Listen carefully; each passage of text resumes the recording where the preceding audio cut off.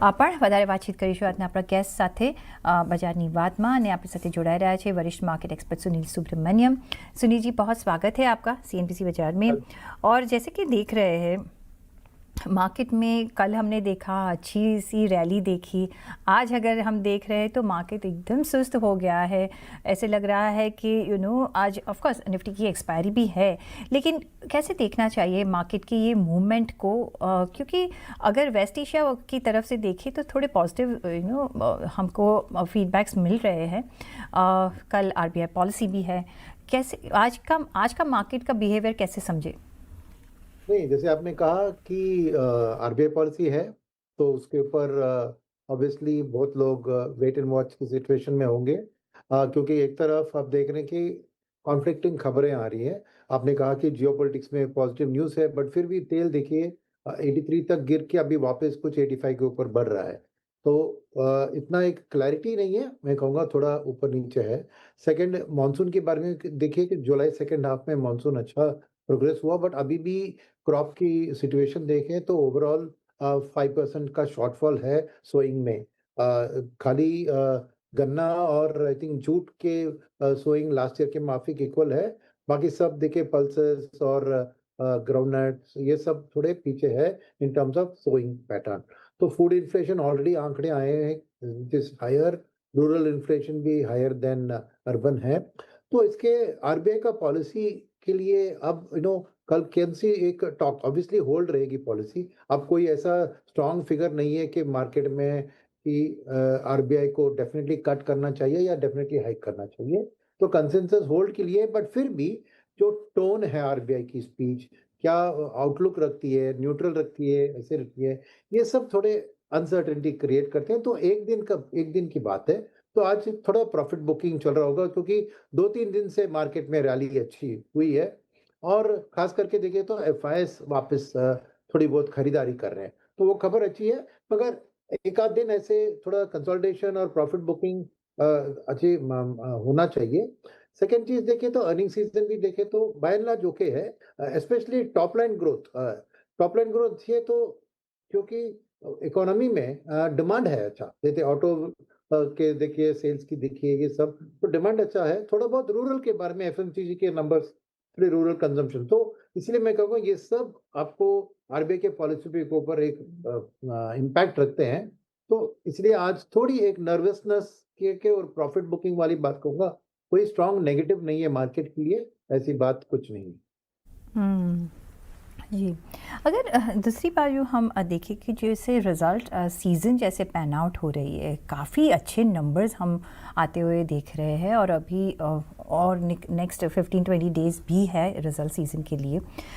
लेकिन अभी तक जो नंबर्स आए हैं उसमें आपको बड़ा सा सरप्राइज़ कहाँ मिला है, बड़ा सा डिसअपॉइंटमेंट कहाँ मिला है, जब भी आप ट्रैक कर रहे हो तभी? तो बड़ा सा सरप्राइज, पॉजिटिव सरप्राइज ऑटो में है, बिकॉज तो में क्या है कि before the earning season started आपको पता है कि ऑटो सेक्टर क्रूड के ऊपर बहुत डिपेंडेंट है। पेंट से लेकर टायर से लेकर सब चीज़ों जो एक गाड़ी के अंदर जाती है वो सब क्रूड रिलेटेड होते हैं ज़्यादातर। तो उस हिसाब से और पिछले क्वार्टर में नहीं दिखा था, because old stock of crude को लेकर सबने मैनेज कर लिया था। तो इस क्वार्टर में मार्च में खरीदे हुए क्रूड के इंटरमीडिएट्स अप्रैल में तीनों का इम्पैक्ट तो ऑटो सेक्टर के ऊपर एक कंसर्न था कि क्या मार्जिन में बहुत दबाव आएगा। बट क्या हुआ सरप्राइज कि सेल्स इतनी अच्छी रही कि सेल्स ग्रोथ ने कॉम्पेंसेट कर लिया कॉस्ट इनपुट इंक्रीज को। तो मैं कहूंगा कि रियली पॉजिटिव वही था इन terms of the result season में फॉर मी ऑटो। उसके अलावा आपने डिसअपॉइंटमेंट की बात कही, देखिए मैं वेरी स्ट्रॉन्ग डिसअपॉइंटमेंट नहीं कहूंगा, मगर जो बैंक्स में, प्राइवेट बैंक्स में थोड़ी निम की प्रेशर जो दिख रही है, तो क्या है कि डिपॉजिट के लिए मारामारी हो रहा है। डिपॉजिट ग्रोथ अच्छी आई है, वो बात प्रॉब्लम नहीं है, मगर ऑब्वियसली मारामारी हो रहा है स्पेशली फॉर कॉर्पोरेट डिपॉजिट्स। तो रेट्स थोड़े हाई लेने के कारण क्रेडिट ग्रोथ अच्छी है, मगर निम्स के ऊपर थोड़ा प्रेशर है। तो मार्केट की उम्मीदों से निम्स में थोड़ी टाइटनिंग उम्मीद से ज्यादा हुई है। बट फिर भी मैं बैंकिंग रिजल्ट्स को खराब नहीं कहूंगा।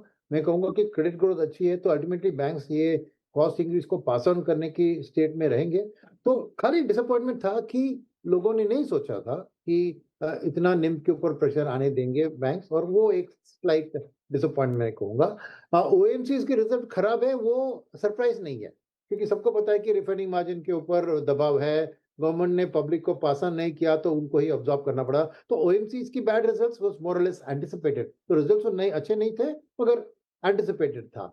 और इसके अलावा मेरा मानना है कि पॉजिटिव सरप्राइज केमिकल्स में भी आया, बट उसका भी कारण है कि लास्ट ईयर का बेस बहुत लो था। लास्ट ईयर उनका बहुत खराब रहा ये क्वार्टर, उसके कारण केमिकल सेक्टर के नंबर्स अच्छे आए हैं, वो एक अच्छी बात है।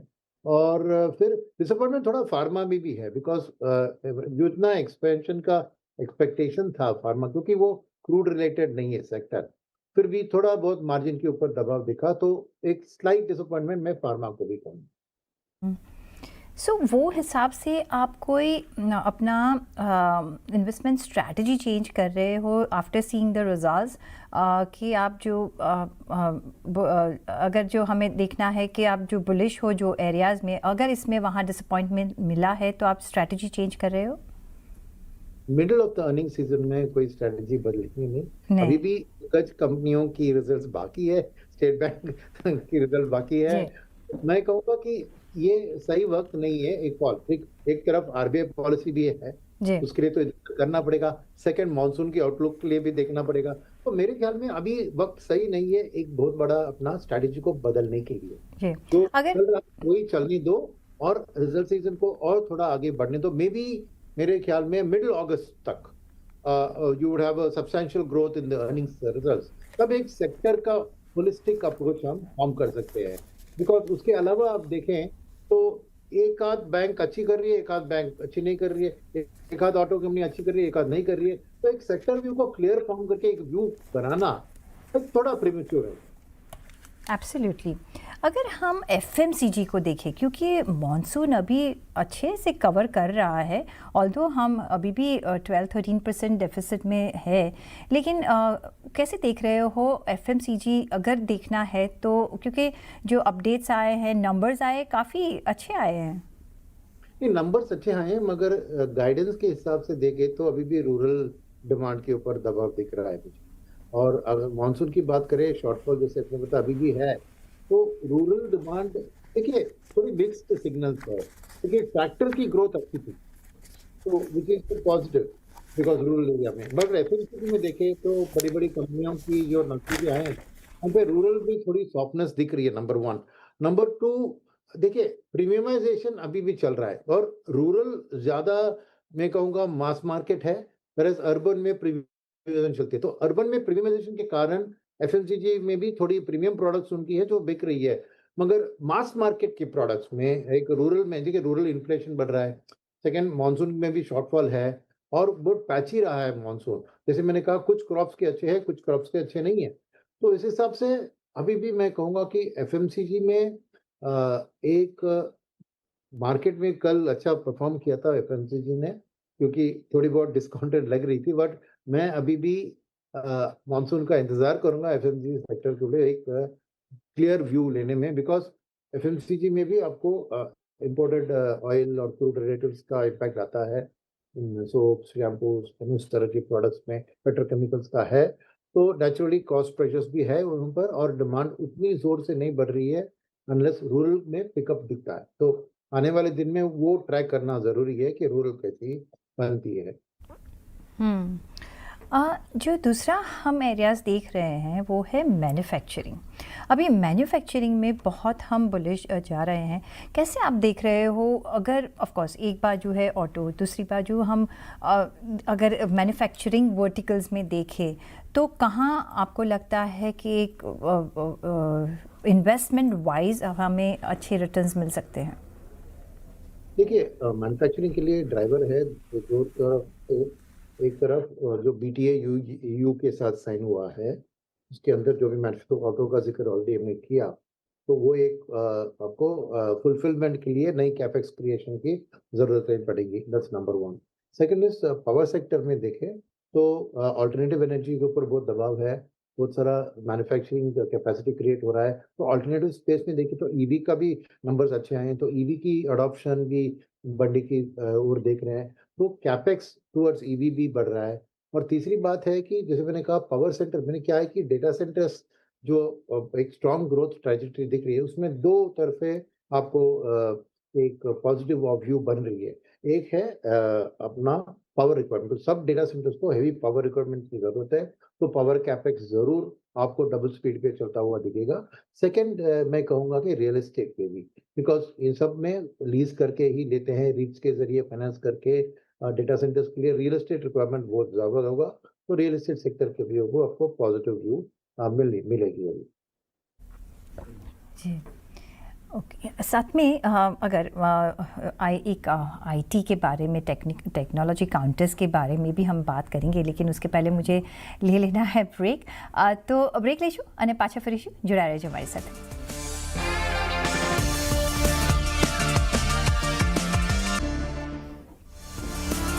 પછી આપનું સ્વાગત છે અને આપણે વાત કરી રહ્યા છીએ वरिष्ठ मार्केट एक्सपर्ट सुनील सुब्रमण्यम साथे। टेक्नोलॉजी काउंटर्स पे अगर हमें नज़र रखना है तो आप कैसे अभी कर रहे हो, क्योंकि अभी आईटी एज अ सेक्टर हम देखें तो यहाँ अच्छी हुई गेंस हमने देखी है पिछले दिनों में। अगर हमें निवेश करना है तो आप कौन से वर्टिकल में निवेश करने की सलाह दोगे? आईटी के अंदर आप पूछ रहे हैं? जी। नहीं, आईटी के अंदर देखिए एक होता है वैल्यू प्ले, एक होता है ग्रोथ प्ले। तो ओवरऑल आईटी एक वैल्यू प्ले ही है, मगर वैल्यू प्ले के अंदर लार्ज कैप आईटीज में ज़्यादा आपको दम है, बिकॉज करेक्शन ज़्यादा हुआ है। इन कंपनियों की फ्यूचर आउटलुक जितना खराब समझा गया था उतना नहीं है, तो एक बाउंस बैक रैली वैल्यूएशन के तौर पर कैच हो रही है, तो अभी डिविडेंड यील्ड के तौर पर भी ये बहुत अट्रैक्टिव है। तो एक वैल्यू जोन में आपको रखना है तो जरूर आपको लार्ज कैप आईटी के फोन में ध्यान देने की सलाह दूंगा। वहीं पे आपको एक जो अभी हुआ है बाउंस थोड़ा, मगर और भी लेग्स है इस रैली में, तो एक टैक्टिकल वैल्यू बेस्ड कॉल में, वैल्यूएशन बेस्ड कॉल में जरूर लार्ज कैप आईटी को आप प्ले कर सकते हो। बट एक क्लियर आपका मैं कहूँगा स्टॉप लॉस बुक प्रॉफिट रखिए और व्यू एक शॉर्ट टर्म रखिए।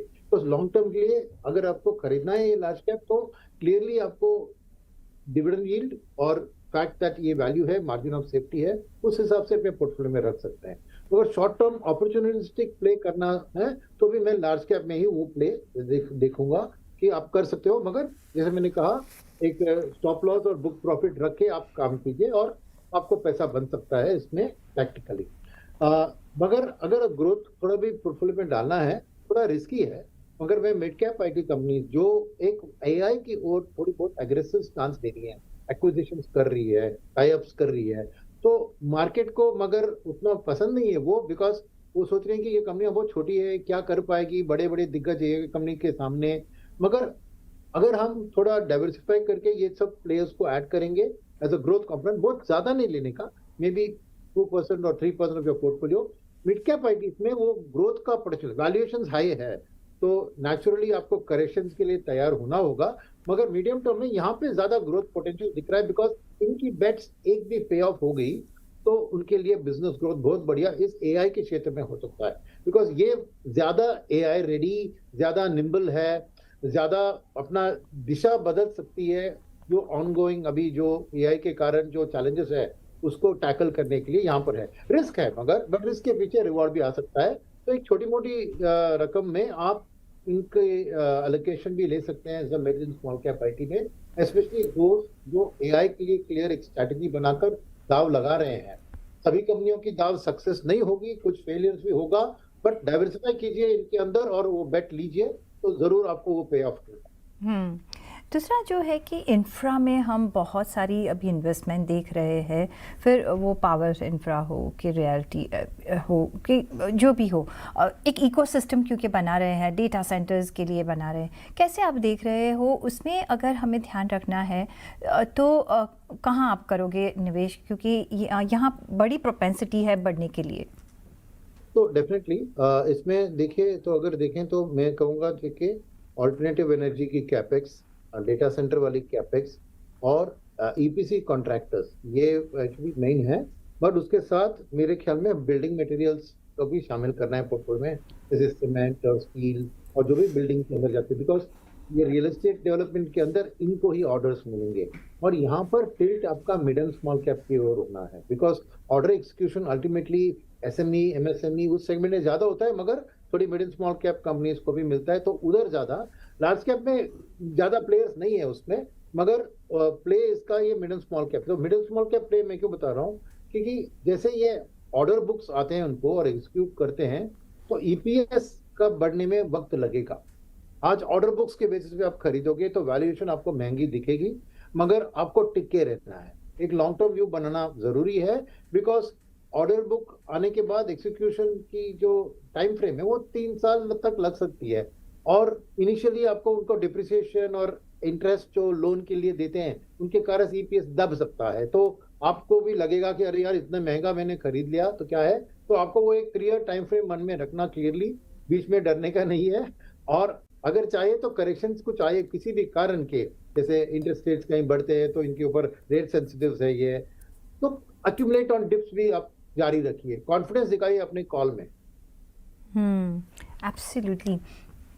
बैंकिंग क्षेत्र के लिए एक बात करना चाहेंगे, क्योंकि यहाँ आप कैसे निवेश कर रहे हो क्या? क्योंकि हम प्राइवेट बैंक्स के ऊपर बहुत बुलिश थे, अभी भी है, ऐसा नहीं है कि नहीं है, लेकिन पीएसयू बैंक्स को एक अभी एडवांटेज मिल रहा है और जिसकी रैली बहुत चली है। और दूसरा है एनबीएफसी सेक्शन, वहाँ अगर हमको डिवाइड करना है अपना इन्वेस्टमेंट तो कैसे करोगे आप? यहाँ कुछ प्लस माइनस आप कर रहे हो between this 3 sectors? Between the 3 sectors देखिए, रिजल्ट्स वाइज आप स्प्रेड करेंगे ना, तो एनबीएफसी अव्वल नंबर पे है। और इसका रीजन क्या है कि एक तो रिटेल क्रेडिट ग्रोथ अच्छी बढ़ रही है, चाहे वो गोल्ड लोन्स हो या पर्सनल लोन्स हो या ऑटो लोन्स हो, और यहाँ पे NBFC always with their execution quick turn around आगे होती है। सेकंड है, उनके लिए ऑलवेज कासा का सपोर्ट नहीं था, तो ऑलरेडी उनकी कॉस्ट ऑफ फंडिंग हाई थी, तो उनके लिए जो भी अभी थोड़ी बहुत इंक्रीज हुई है कॉस्ट ऑफ फंडिंग, वो इतना ज्यादा नहीं है कि निम्स को इफेक्ट करे। तो clearly from a profitability perspective with the growth, credit growth जो हो रहा है देश में, एनबीएफसी अव्वल नंबर पे बढ़ रहे हैं। प्राइवेट बैंक्स का सेकंड है ग्रोथ, क्योंकि मगर उधर क्या है कि कासा के ऊपर डिपेंडेंस था, अब वो CASA to fix deposit ratio बदल रहा है in favour of fix deposit, उनकी कॉस्ट बढ़ रही है, तो थोड़ा बहुत नियर टर्म में निम्न का प्रेशर दिखने की बहुत चांसेस है। और पीएसयू बैंक्स की बात करें, देखिए एक साल में PSU banks best performing sector थे, अगर 3 महीने 6 महीने देखे तो उन्होंने लीडरशिप प्राइवेट बैंक को दे दिया, बिकॉज सेक्टर रोटेशन हो रहा था। तो अभी भी पीएसयू बैंक्स में वो सेक्टर रोटेशन का दबाव है, बिकॉज उनके लिए क्या है कि देखिए वो रिटेल में ज्यादा प्ले नहीं करते हैं, उनके लिए रियल ग्रोथ आएगा जब ये कैपेक्स इंफ्रास्ट्रक्चर की हमने बात किया, क्योंकि जो outside the stock market companies है जैसे एसएमई एमएसएमई, वहां पे लेंडिंग पीएसयू बैंक्स की लीडरशिप है। तो एक मीडियम टर्म एलोकेशन के तौर पर मैं पीएसयू बैंक्स को ज्यादा वेटेज दूंगा, और शॉर्ट टर्म में एनबीएफसी को, और प्राइवेट बैंक्स बीच में रहेगी। जी, तो प्राइवेट बैंक्स एक बीच में, क्योंकि कोई भी साइड जा सकती है, लेकिन अब यहाँ हमने देखा है कि अच्छे नंबर्स तो आए हैं। दूसरा अगर वर्टिकल देखें तो जैसे कि ये एफटीए साइन हुआ है, अभी टेक्सटाइल देखो, और जो बायलैटरल एग्रीमेंट्स हो रहे हैं, फिशरीज़ देखो, यहाँ ग्रोथ के एवेन्यूज़, ग्रोथ प्रोपेंसिटी कितनी है, और वो हिसाब से अगर हमें देखना है तो यहाँ निवेश करना चाहिए कि नहीं करना चाहिए? देखिए अभी भी क्या है कि यूएस जो सबसे बड़ी बॉर्डर है वहां पर ये डील साइन नहीं हुई है, अभी यूए की बात हो रही है, but US is very important. तो वो डील जब तक साइन नहीं होती है ना, थोड़ा बहुत अनसर्टेनिटी उन textile, gems and jewellery, leather, इन चीजों के ऊपर आपको एक अनसर्टेनिटी का एक दबाव दिखेगा। बट सेकंड इज दैट मुझे मेरे ख्याल में मार्केट ने थोड़ा बहुत डिस्काउंट कर लिया जो ग्रोथ प्रोस्पेक्ट्स है, अब उनको एक्चुअली दिखाना पड़ेगा, बिकॉज मेरे ख्याल में ये बहुत सब्जेक्ट टू करेंसी इम्पैक्ट है, क्योंकि डिप्रिसिएशन करेंसी का होता है, उनके लिए अच्छी है। सेकंड, टैरिफ्स की बात आती है, बिकॉज यूएस अभी भी वो कोई टैरिफ लगा रही है, तो उससे हर सेक्टर से अलग अलग अभी चर्चा हो रही है यूएस के अंदर। तो अभी देख अपने फार्मा पे इन्हें धमकी दिया, लाइक दैट, कौन जाने की टेक्सटाइल में, तो एक जियोपॉलिटिकल और टैरिफ रिलेटेड ओवरहैंग इसमें रहेगा, और आपको रिस्क लेने की ताकत है तो फिर इनमें निवेश कर सकते हैं, मगर जब तक ये डील साइन नहीं होती यूएस के साथ, मेरा मानना है कि इनका रियल पोटेंशियल आपको बाहर नहीं आएगा। तो इसीलिए शॉर्ट टर्म के लिए थोड़ी अप्स एंड डाउन्स रहेगी, क्लियर मीडियम टर्म व्यू है आपको आपका होल्डिंग के लिए और बीच-बीच में डरेंगे नहीं, तो आप ज़रूर इनमें मत डाइवर्सिफ़ाई कीजिए। एक आध कंपनी को कंसंट्रेशन करके उसी को चुनकर बेट सब उसी पे मत लगाइए। इस सेक्टर में बहुत सारे कंपनीज़ हैं, थोड़ा डाइवर्सिफ़ाइड रखिए अपना एक्सपोज़र, थोड़ा वॉलेटिलिटी के लिए प्रिपेयर रहिए। जैसे ही खबर आती है कि किसी दिन की यूएस के साथ ट्रेड डील साइन हो रहा है, तब भागेंगे, दौड़ेंगे ये स्टॉक्स। पहले आपको खरीद के रखना है। जी, जी। बहुत सही बात की आपने कि यह सभी ख़रीदारी करके हम रखेंगे और थोड़े जो अनसर्टन एरियाज़ है वहाँ हम धीरे धीरे थोड़ा बहुत डाइवर्सिफाई नहीं करेंगे, लेकिन यहाँ ऑफ कोर्स अभी इन्वेस्टर्स का मार्केट है, इन्वेस्टिंग मोड में हमें रहना चाहिए। ऑन दैट नोट बहुत शुक्रिया आपका हमारे साथ जुड़ने के लिए सुनील जी, और आपके वैल्यूबल व्यू पॉइंट्स हमारे साथ शेयर करने के लिए. અને સાથે જ મને પણ આપશો રજા. પછી જોડાયેલા રહેજો CNBC ગુજરાત સાથે. નમસ્કાર.